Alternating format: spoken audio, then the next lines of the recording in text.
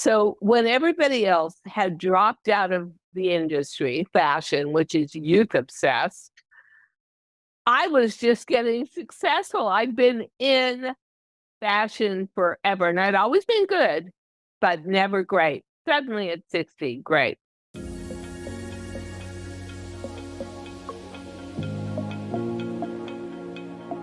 Welcome to Women Thrive podcast. This is where you'll get to hear incredible stories of female entrepreneurs, business owners, women from all walks of life. Myself, Raimonda Jan, and my co-host Abigail will be interviewing incredible women, hearing inspiring stories of women from all around the world. I have no doubt that you will find something that will be life-changing for you.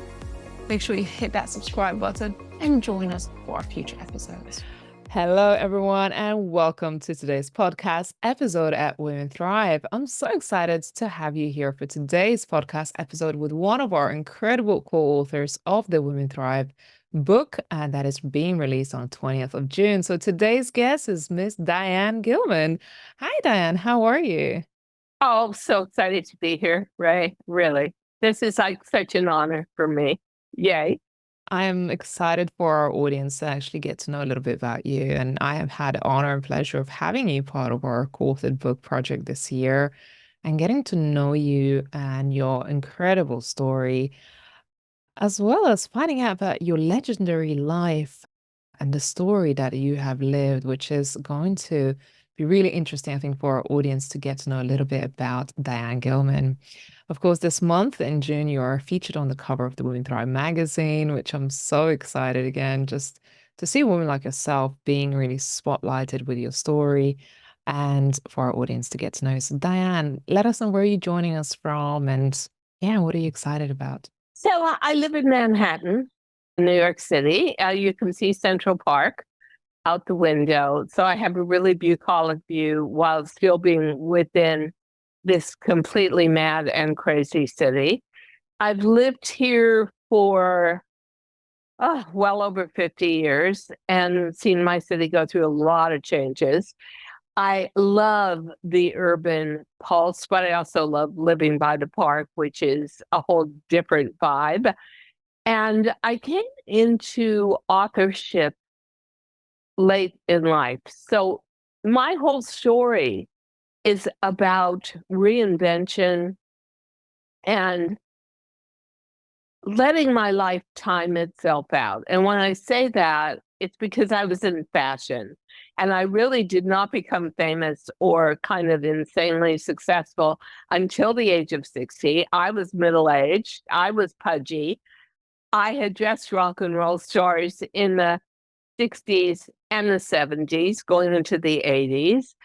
And I found I couldn't wear a jean and I went crazy. And I went to literally every store in New York and New Jersey looking for a jean for a middle-aged body, couldn't find one. And then thought, light bulb moment, you've got a sewing room, a professional team, make your own jean. Took my measurements, made the jean. It so improved my headset for aging. I thought, wait a minute, this can't just be me. It's got to be for millions of women. I brought it to my TV network, my teleretailing network, QVC, HSN. They gave me a very small window of chance, but they gave me a chance. And it was immediately a dramatic success. So when everybody else had dropped out of the industry, fashion, which is youth obsessed, I was just getting successful. I'd been in fashion forever and I'd always been good, but never great. Suddenly at 60, great. Wow. Then, probably at about 64, I wrote my first book, Good Genes, not good genetics, good genes. Recently, so in 22, wrote my second book, Too Young to Be Old, which is sort of a chronicle of my diagnosis to successful treatment finish for breast cancer. And now I've written my chapter for your anthology, Women Thrive 3. And I think that I'm going to just slowly roll out to be an author. I really like it. But point of the story, you are never too old to dream and make a dream come true. And I always dreamt that I didn't want my old age to just be a kind of directionless, useless fade away. I wanted to do something big, something great, something kind, something with a lasting legacy. And I'm working on it. I'm almost 80. I cannot believe it. But here I am, and more enthusiastic than ever. I love learning new things. When we did the anthology book, which just finished, I had always had a ghostwriter, and I had always, by the way, had a host when I was on television, and now I have my own podcast, Too Young to Be Old, titled The Second Book, and I had to write this chapter by myself, and it was deep. It was. You have to go back if you're going to talk about a trauma in your life, something that could have stopped you, something that could have beaten you down. You're going to go into some dark places with that. And I could only write segments at a time because I don't think when I went through breast cancer and I was 72, Christmas Eve when I was diagnosed, I think I just shut off. I think I put myself in a bubble, a capsule, and just said, I'm not going to feel anything. I don't want to discuss anything. I don't want to be defined by this. And I've just got to get through it like a soldier. So coming back and writing Women Thrive 3, I think is honestly, Ray, the first time I actually experienced what I truly felt about breast cancer. There's so many nuggets that you've just shared to kind of unpack that never too old to pursue your dream and how your career, you had an incredible career in younger years, working with legendary people, but yet sometimes there's that one idea and you had that one idea almost solving a problem for yourself. I wanted to ask you, what gives you that bold courage or a courage to take a bold move? Because it was. And I've looked at some of your previous interviews and incredible work that you've done. I was like, what a woman. You really created an incredible woman. And then you went on to reinvent yourself many times. It was important. I think, first of all, I came from a house, I had to leave home at a young age because everything I wanted, everything I dreamt of was just stomped on. My parents had an image that women don't work, that you don't dream, but if you do dream, you dream of a conformity. So my only road was lower education, find a man, find a husband, get married, have children. That's it. That is your entire ambition. And it was so ironic to me that I was like the perfect child. If I was a child today, parents would say, thank God she wants to do something and she can support us in her old age. So I think all my life, I think I was set up as a child because I always dreamt of being a big fashion designer and living in New York. And I think I was set up to fight my whole life for everything I wanted. I don't think anything ever came to me easily. I feel like I've climbed Mount Everest 5 billion times. And I had my major light bulb moment in fashion when most people were way out of fashion because a 60-year-old designer, are you kidding me? But the other thing that was so amazing was I never even got on TV until I was 47 years old. Now, I was lucky. Tele-retail is an older audience, so they accepted me. But I didn't know anything about makeup or hair or how to stand in front of a camera or how to project your voice, but I love to learn and learn on the go. So the way that I view breast cancer is it was a wake-up call. I was leading a highly stressful life. I was also doing QVC all over Europe, UK, Italy, France, Germany, also Canada, also Australia, and nobody wanted a substitute. Everyone wanted me in front of that camera so I could guarantee the sales. And I remember the surgeon, very, very famous surgeon, took care of me. I was so lucky. And she said, I know you. I see you on TV. You have got to lead an insanely stressful life. Stress gave you cancer, even though it was a hormonal-based cancer. And when I came back to television, I only took 8.5 months off, had massive chemotherapy, massive radiation, and a double mastectomy, was back on air, probably a little bit before I should have been.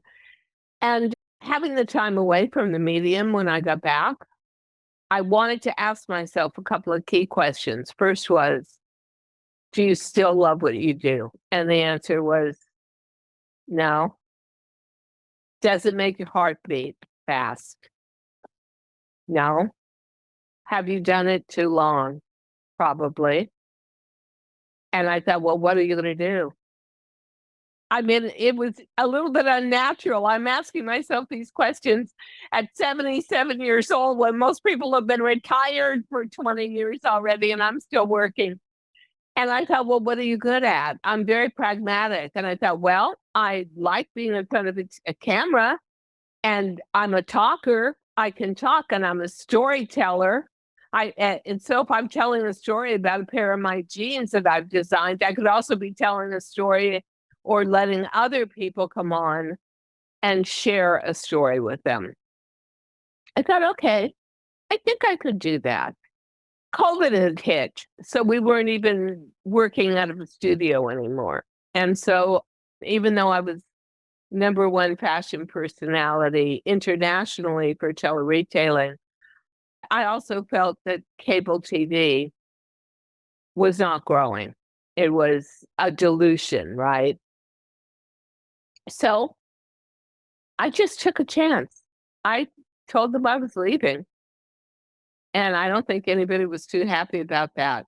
But when you've been through a mortality-based situation, disease like breast cancer, I think it changes your point of view. And I think it set me up to age in a very different way, where many people see old age as a punishment. I see it as a privilege. Where people see old age as like looking through a fog and there's nothing really there. I see it as an incredible opportunity to make a huge statement. And because I had had an audience that bordered on 700,000 women between QVC and Home Shopping Network in America, I knew I could gather a female community around me. And I also learned that although I loved fashion, I could just go out shopping and fulfill that need. But I had a huge elemental need to succeed. And I was just going to take that burning light inside of me and transfer it from designing fashion to a legacy of helping women age more productively, more gracefully, more joyously, and give them all the information that is very hard to accrue on your own. And it took about 3 months. And I thought, I'm really liking this. And I'm meeting all these new people. And wow. And I thought, I'm really going to hone my skills at making my podcast the best. And then on YouTube, we are like in the top 100 already for female broadcasts, female podcasts that deal with all the facts of aging and anti-aging. So I feel like I'm going in the right direction. I feel like I'm doing something empathetic and compassionate and meaningful. And I feel like my life is really enriched by one of the scariest decisions I ever made, which was to let go of everything I had been and was familiar with. I was on air for 30 years and I was 50 years in fashion. And I just said, you've got to nourish your soul. You've got to excite yourself again. You've got to set challenges and meet them. And it's a very different life for me now, but the elements are the same. You got to find out who you are inside. And once I understood the need to succeed was overwhelmingly me, then I understood where I was going. Failure is not an option. It's not an option. I know, right? It's certain qualities within us that it's just part of you. Like for me, entrepreneurship is part of me, and you'd have to cut off my arm would destroy my essence of who I am for me not to have that within me, right? Yep. And it's Yeah, saying me too. innate need to be free and entrepreneurial and achieving and succeeding. I don't know, it's a quest of life and it keeps you alive. It keeps you purposeful. Gives your life meaning. And that's what I And see now. especially when you're older and everybody is telling you you're crazy. Why are you doing anything? How dumb are you to start a new business at 77, 78 years old? Why don't you just kick back? Why don't you just, everyone's got an opinion. And none of these people that are giving you the opinion have ever been your age. So how would they know? Because what I want to get across to my audience is this is not your youth and this is not your middle age. This is a totally new territory. And there is not enough organized respect for it. There's not enough information about it.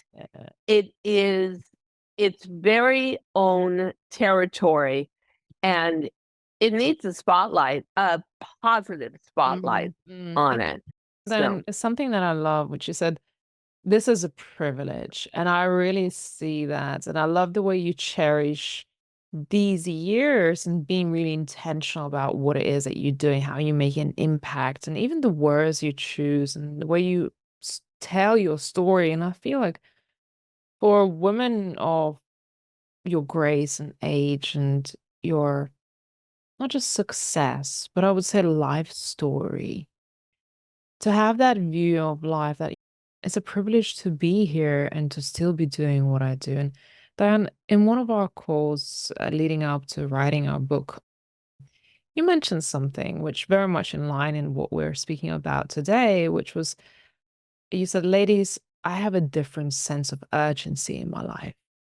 Totally. I'm so geared to put the work in to succeed. And sometimes one of my assistants will say, oh, you're so impatient. And okay, all right, girls, guess what? You're 35. I'm 78. In about 3 weeks, I'm about to be 79. Time is different for me. I used to be like, in my youth, I was like Scarlett O'Hara out of Gone with the Wind and was like, I'll think about that tomorrow. But now tomorrow is very imminent.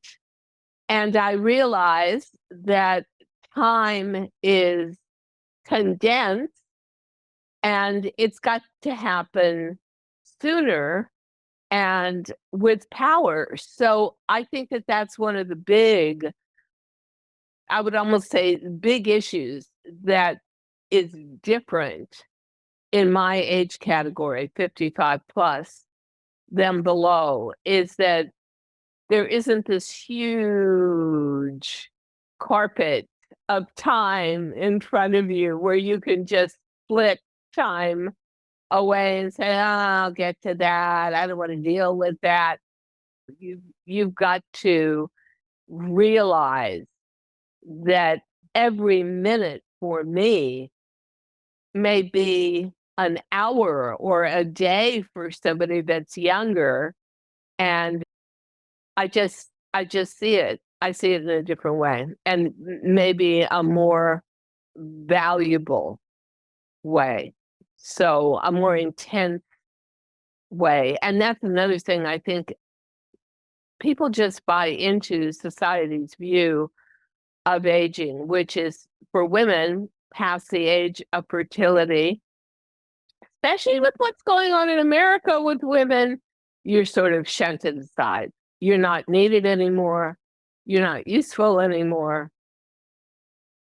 And I'm taking on a huge issue here. And sometimes I feel like I'm just talking to the wind, but it's about recognizing yourself as a female, and you have to sort of know your own value, because we are not living in a time, at least in the United States, where females are being treated as if they're equals. We just had a politician come out and say that he's going to work very hard to take the vote away from American women again.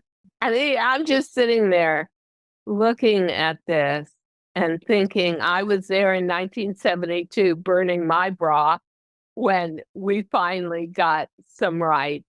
And so that puts a whole other layer of importance and immediacy on it. But basically, I say you're never too old to dream. And if you're going to dream, dream big. What's it going to hurt? It's not.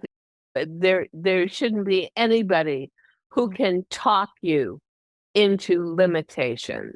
When you say, am I just speaking to the wind, and is anyone hearing? And I just want to say, just by being you, just by showing up and being you, leading by example, living your life in the biggest capacity that you have available to you, and stepping out of your comfort zone, publishing books, doing TV appearances, traveling the Yikes. world.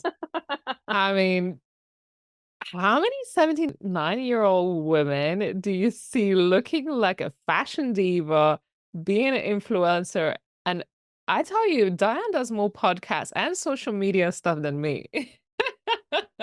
We are really on it, and because we feel that we are underserved, that my age group is totally underserved, underinformed, and expected to underperform. And so when I designed the middle-aged gene based on the measurements of my pudgy body, I remember everybody said to me, oh, my partner, who was vastly overweight, male partner, said, big beer belly, said, who wants to see fat old chicks in a pair of fitted pants? And I thought, well, about 23 million women do. I mean, that's what we sold to date in Wow. 17 years. And I realized that it wasn't that people around me were right or wrong. It's just, if you don't get my vision, then you're just not one of the people who should be here when I execute it.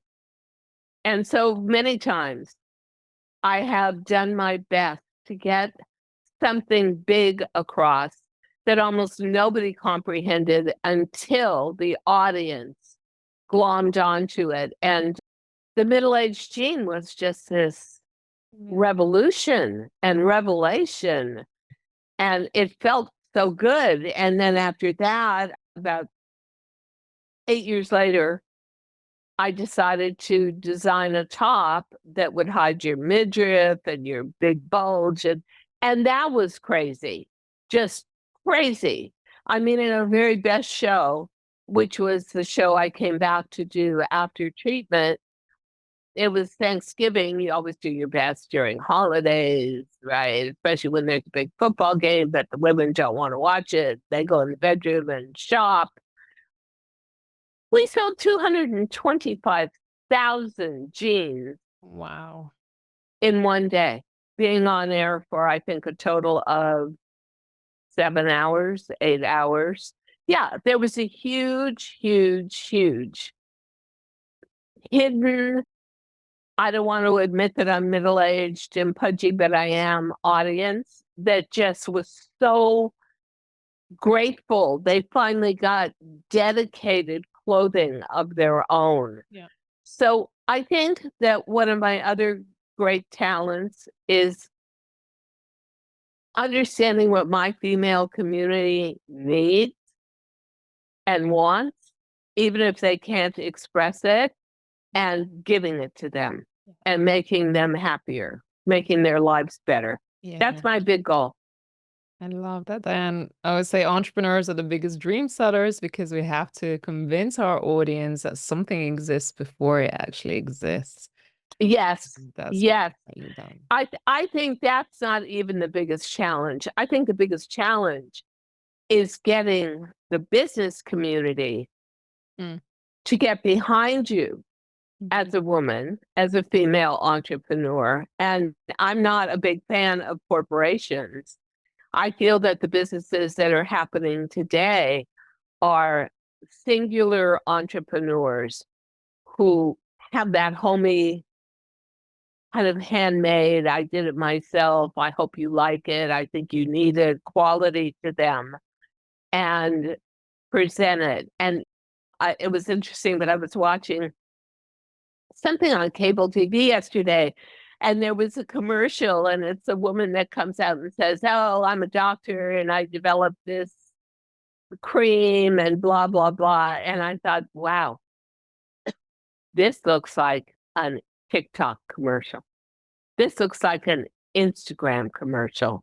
Now, cable TV is actually not hiring professional actors. They're hiring people like me or you who have a concept and a dream, and you want to present it to the public, and who better to present it than you as the inventor of the dream? And it really resonates. So, Ray, it's our time. It's our time to shine. I'm convinced of it. It certainly is. And then I can't wait to meet you in person, get you in front of our camera, record an incredible interview. Because I believe that your life is truly legendary, what you've done and how much wisdom you've got to share. And I truly respect that. So we You get to know meet in what? London soon. I know, and I was saying to one of your great people that you work with that I never thought I'd be back in London again. I mean, when I got my diagnosis and COVID hit and no one was traveling, and I thought to myself, I don't know if I'll ever get the strength back to actually be able to start going around the world again. So this will be my first time back in London. And believe me, I was in London once every 3 weeks to do TV for years. It'll be my first time back in about 8 years, 6 years, 7 years, long time. So imagine how incredibly excited I am. I'm like, oh my God, I'm going to London. Do you know that I'm already packed? Yeah. Yeah, that's how much. We're like 3 weeks away. Maybe more than that. 4 weeks. 4 weeks away. And I've already got all my little bags set up, and I know what I'm wearing, and I know what event I'm wearing them for. So you will not ever meet a more excited woman to be able to be abroad and participating in life again. That's me. And you're joined by one lady it is the first time actually going to Europe and to UK. So Wow. I'm excited that you both get to share this experience of this vacation or trip and we get to do some incredible things together. do authors meet and greet, and we're launching the book, which is so exciting. What was it like for you to work alongside other authors that you got to meet on this journey? It was a humbling experience. And part of that is when you are a fashion designer and you're relatively successful and you're living in Manhattan, or you could be living in London, or you could be living in Paris, you're living in an ivory tower. You are elevated. I was also on television, so that's even another elevation, but it's also a series of screens against the real world. You do very little that is real. Everything is recorded on TV or in a video, and you are always, to me, almost every relationship was a transactional relationship because I only had time to know people at the different studios. And so when I went into treatment for breast cancer, I started meeting real women. You're sitting in a waiting room and we're all there for one common purpose, and we all wish we weren't there.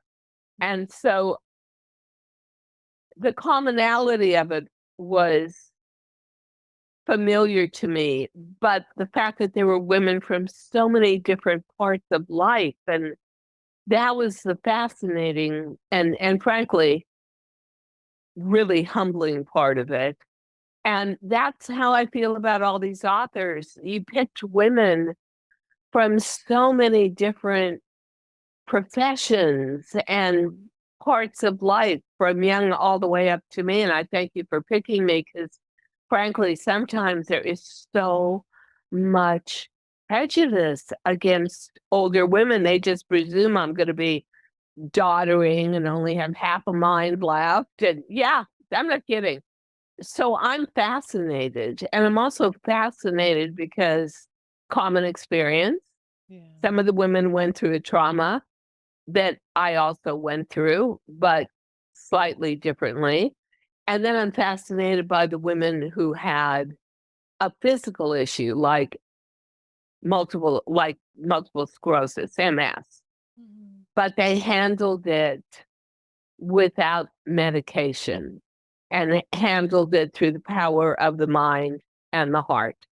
And so that, and the fact that we all had the talent and the fortitude to write these chapters, because it is not easy writing about trauma.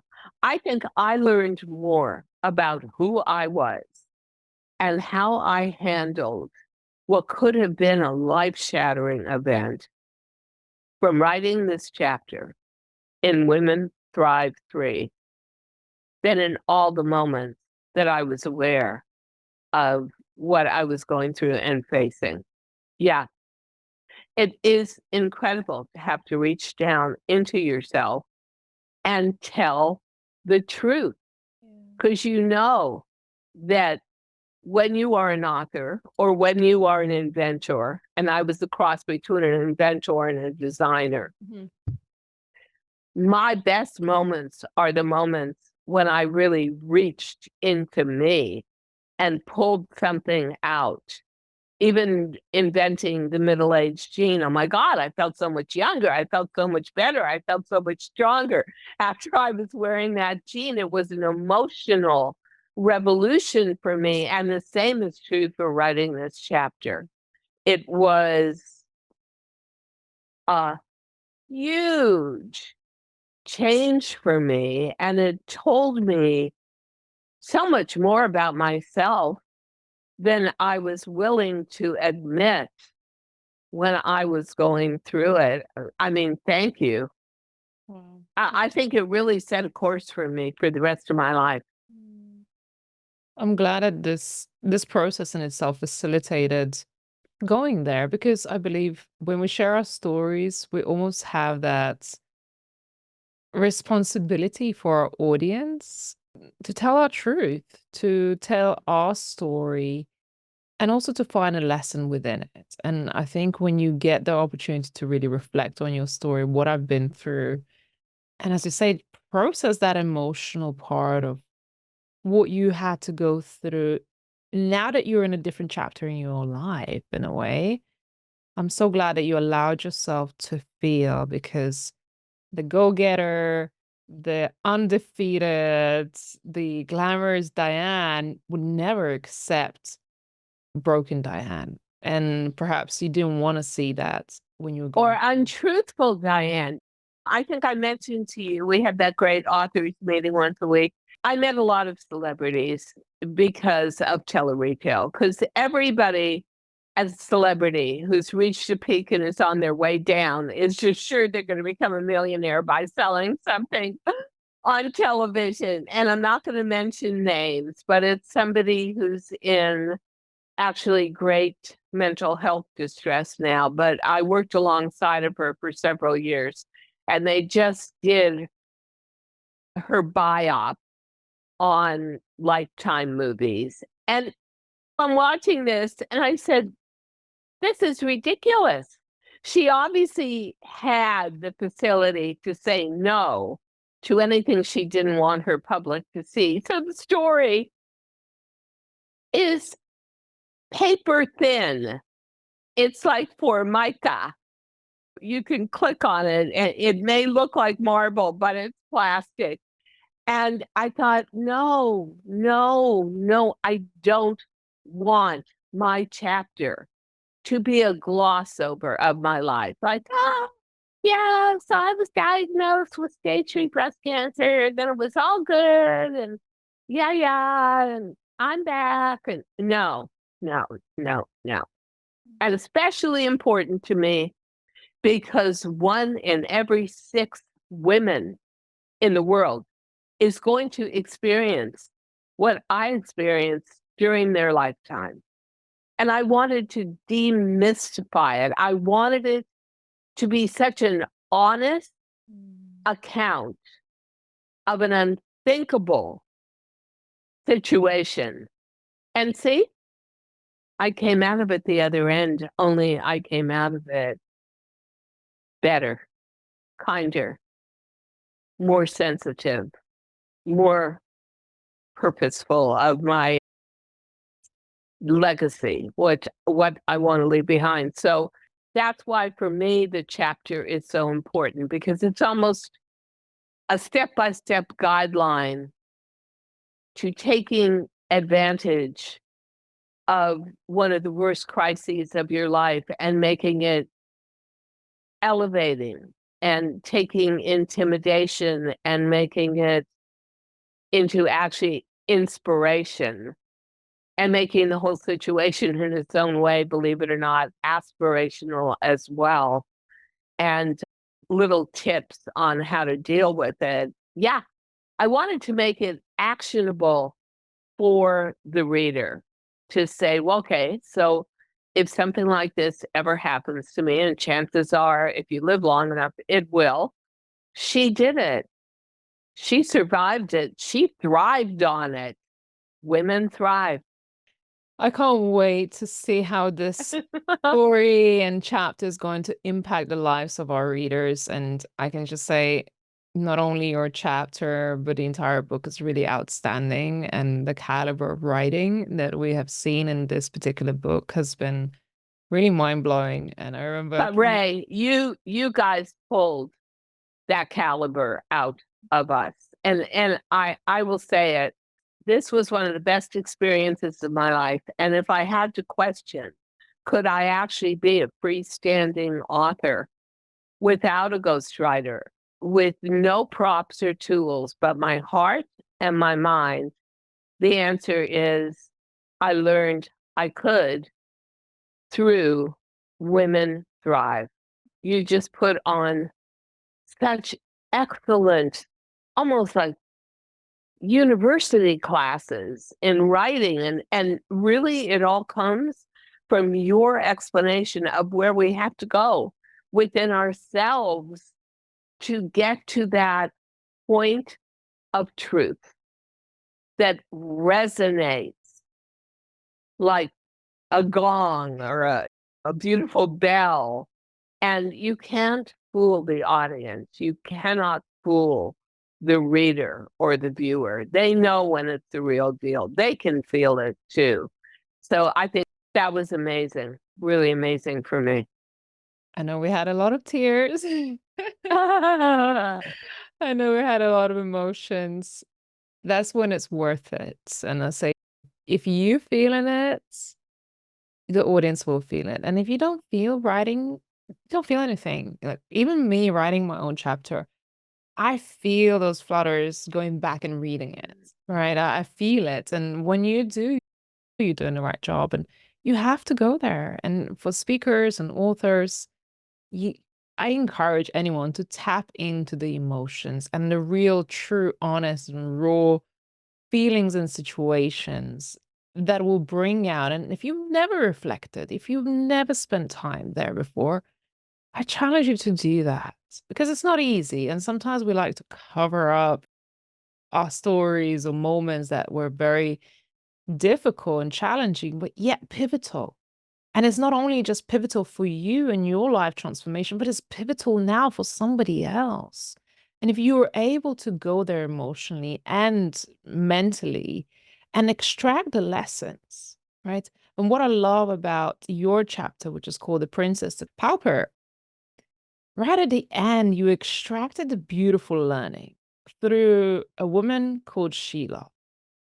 And this ah, aha moment for me, it was just such a moment that it's as if the entire chapter was leading towards that moment of realization and a lesson that you've learned in that helped you become more humble.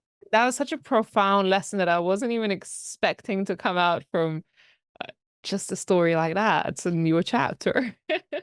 that was amazing. And then I was sitting in my living room recently, right before I ended the chapter, waiting for a weather report or something. And out comes Kate Middleton.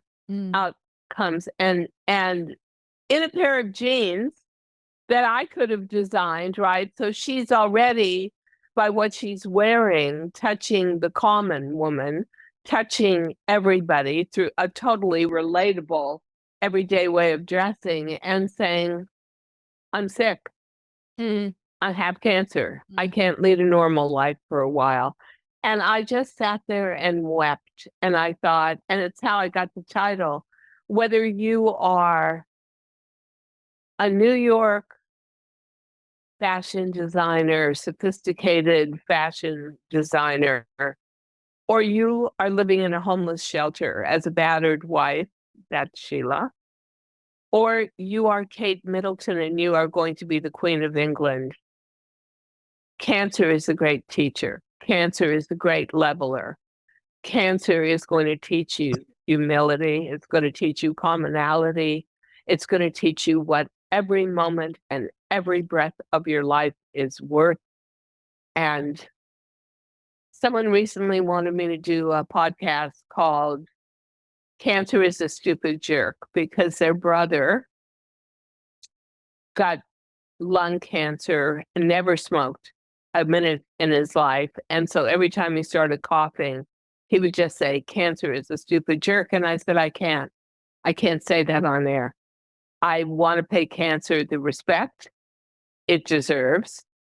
And it was actually not a stupid jerk in my life. It was a necessary life lesson that set me on a different course of life, a different path. So, yeah. Diane. Well, there's one thing for sure that I can't wait for our audience to go and grab a copy of the Women Thrive Volume 3 book. And it's a little bit of Amazing. blue on the cover, and it's a lady with a lotus flower, which is you might have grown in the mud, you might have to face a lot of life challenges, but it's never over. And I think the most beautiful moments and our own true ability to shine through adversity will become visible in the end. If you stick through long enough and you start to reframe your mind how you see your life challenges and defeats or diagnosis, loss, this grief. There's so many stories that women have shared, but yet each and every one of them found a way to turn that around and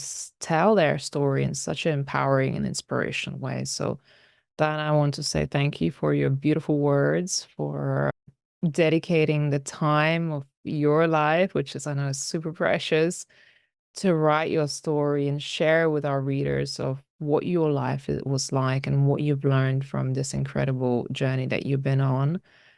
And I can't wait for our audience to see more of you and the incredible work that you're doing. Thank you. Thank you so much. Thank you for recognizing me as somebody worthy to write a chapter in this book. And it was an incredible experience. And because I've lived through my talent all my life, it was amazing at 78 years old to discover, truthfully, a new talent, authorship and writing. I thank you for that. Well, Dan, that's I'm- one more thing to say. You are on the cover of June of the Women Thrive magazine. I'm so proud of this issue. Absolutely Powerful. stunning. You look Yeah. amazing in jeans. Thank you. Can't wait to see you in person and for our audience to have meet and greet with you in July. Yay. Yay. So good experience. Actually, great experience.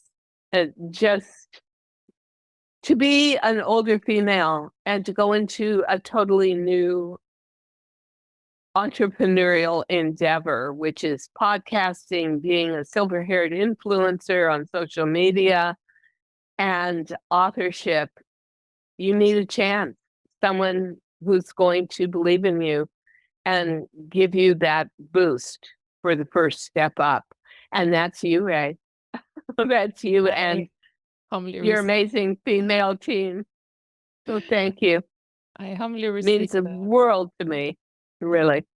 And likewise, working with phenomenal women who is just ease and joy to work with. We had so many laughs. I was like, sometimes this is a Diane show because she loves to be the great diva that you deserve to be. And for I was always a class clown.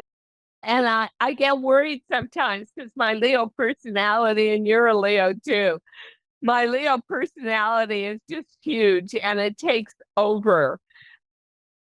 So I try to sit quietly in a lot of these meetings, but somehow it's just not me and it never works. And she comes out to play and it's like, uh-oh, there's Diane's show for the next 10 minutes. And you're gonna have it. And it's so interesting for me as a fellow Leo woman. Like, I have to recognize that moment and allow you that moment to have that, because that's you having fun. That's you speaking your story, your truth with a beautiful intention and some amazing stories that we got to hear from you. And I love Diane. Show some more of that, please. I'm secretly a fan. I can guarantee it. I actually said to somebody the other day, I said to my social media manager, I worry about going to these meetings because I just take over. And she's seen me. She's worked with me for a dozen years, so she's seen how that worked on TV too. There are those of us who have very big external personalities, and those are the people that are meant to be on camera. Those are the people that we feed off of it. We love it. It's a soul food kind of thing. So thank you for putting up with that. It's joyful. I'm pretty calm and I do like to allow people their space, and it's nice. It's nice to watch that. And you probably see a lot of yourself in it because you're Leo. Yeah. Yeah. And your imagery alone were very dramatic. Yeah, I would be dishonest if I didn't admit to myself that I can take a lot of space up. I used to fill the space almost immediately, but it's great. I think a lot of older women over 55 and 60, kind of compress and shrivel up and sort of die because they're not getting the attention. They don't know how to make a voice for themselves. And maybe I know it all too well, but uh, and I like to have fun, don't you, Ray? I mean, I'm a Leo. I want to laugh. And that was one thing during my treatment. I made sure I laughed several times a day. I made sure that there was still this and that gave me a lot of joy. And I just kept telling myself, this is not your entire life. This is just one little compartment of many compartments and points of your life. And this too shall pass. I even calculated the number of days I had been alive when I was 72 and started treatment, and said, okay, you've been alive for like 53,752 days, and your treatment is going to be 295 days. Now, come on, you can survive that. I made it just pragmatic. No one else was going to do it for me. So I laid out a schematic map of emotionally and mentally how I was going to see this as not a tsunami, but rather just something that comes along and you deal with it and then you move on. So here I am taking over the stage again. I'm zipping my lip. Well, Diane, I always knew that whenever we have a podcast, it's just going to be phenomenal. And of course, we're going to take a lot of space. So that has been expected. And I hope our audience have enjoyed this wonderful interview. If you have and you're feeling inspired, go ahead and grab the volume 3 of the Women Thrive book, Inspiring True Stories of Women Overcoming Adversity. Diane Gilman and her beautiful chapter From Princess to Power. And I'm just thrilled for you to get to know Diane, follow her on social media channels. What's the best place for our audience to connect with you, Diane? Well, if you want to take a look at our podcast, and we do Too Young to Be Old, title of my second book, but also about in your mind, you can always stay too young to be old. That is my YouTube channel. We're on TikTok. I love TikTok. We're on Instagram and we're on Facebook. So you'll see little snippets of me everywhere. Your silver-haired influencer, and that's me, Diane Gilman. I love it. And I challenge you to go ahead and Google Diane Gilman on YouTube and check out some of the interviews that she's done. I am blown away by just your transformation in the persona that you are and you have today to the successful woman that you were also in other, I guess, decades of your life, which is quite. The greatest thing, and I know we have to end this podcast, is I was beginning to feel after 50 years of fashion and 30 years on TV that I was a one-note song. And then when I left to try something new and something stimulating and something different and into a big learning curve, I thought, yeah, I'm actually a full-blown cantata, or I could be a symphony. In my own way, I'm really proud of myself and the fact that I took the chance to alter and improve my journey through life. And you're a big part of it. Women Thrive is a big part of it for me. So I thank you. I appreciate it, Diane, and this has been so much fun to hang out with you today. I want to say thank you to our audience who has spent this time with us today. If you're feeling inspired, make sure you share this episode with your friends on social media. Reach out to Diane personally and say thank you for writing her story and sharing her wisdom with us today. I think that would be greatly appreciated. And It would. we look forward to seeing you, Diane, in London in July. And if you are in London or anywhere close to Europe, come out to do our meet and greet with our incredible authors. And no doubt you'll see Diane on our stage more often. Thank you all so much. And Diane, we'll see you again very soon. Thank you for today. Bye, Ray. Bye. Thanks everyone for watching. Thank you for tuning in to Women Thrive podcast. If you found today's episode empowering and inspiring, be sure to subscribe and follow us. Better yet, leave a review and share it with others. We're committed to bringing you more stories that will empower and inspire you on your own journey. Until next time, keep listening, keep learning, and keep pursuing your dreams.